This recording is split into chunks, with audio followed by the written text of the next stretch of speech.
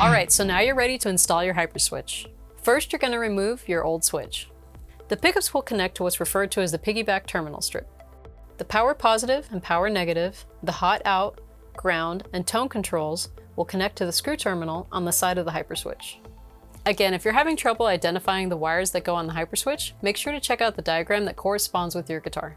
Because it may be a little tricky to connect the wires to your HyperSwitch while it's in the cavity or behind the pickguard, it may be easier to make the connections to the HyperSwitch prior to mounting it to the pickguard. Grab the screwdriver that came with your HyperSwitch and let's get to work. So we're going to start by connecting the bare, the green, the red, white into the black of the neck pickup into its respective terminal. All right, so the bare wire is going to go in the first slot of the neck pickup. The green wire is going to go next. The red and white series wire is going to go into the one next to that. As a reminder, those are paired off together. And then we've got the black or the hot wire going in on the last spot. Okay, so just as a reminder, we've got the bare, the green, the red, white, and the black. That corresponds to the shield, the cold, the series, and the hot. Now we'll replicate it for the middle and bridge position. If you're having a hard time getting the lead wires into the screw terminals, you can always use a set of tweezers or small needle nose pliers.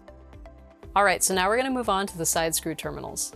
The red positive and black negative wires from the battery clip should already be installed, but if they're not, it's very important that you put them in the right position. So that would be the red positive on the top where it says 9V and the black negative on the bottom where it says ground.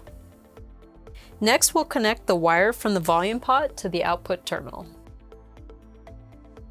We're going to connect a wire from the ground terminal to the back of a pot or other ground station on the guitar. In this case, I connected it to the top of the first tone pot. We're now going to connect the wire from the lug of the pot of the upper tone control to tone control 1. If your guitar only has one tone control, you're going to connect it to TC1. Connect the wire from the lug of the pot of the lower tone control to TC2.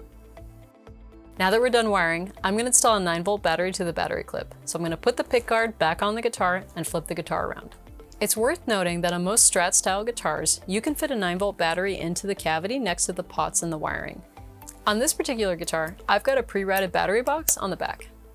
If you don't have a battery box and you're going to put the battery in the cavity, we recommend wrapping it in some tape and a small piece of foam or even a small plastic bag. This will keep the battery insulated and prevent it from accidentally grounding with other components or wires in the control cavity. If you disconnected the hot wires and the ground wires from your output jack and the bridge ground wire, it's now time to reinstall them. The hot wire to the output jack will get soldered to the center lug of the volume control. The ground wires will get soldered to the back of the pot of your choice. You did it. The HyperSwitch is installed. Let's go ahead and replace the pickguard and string up your guitar.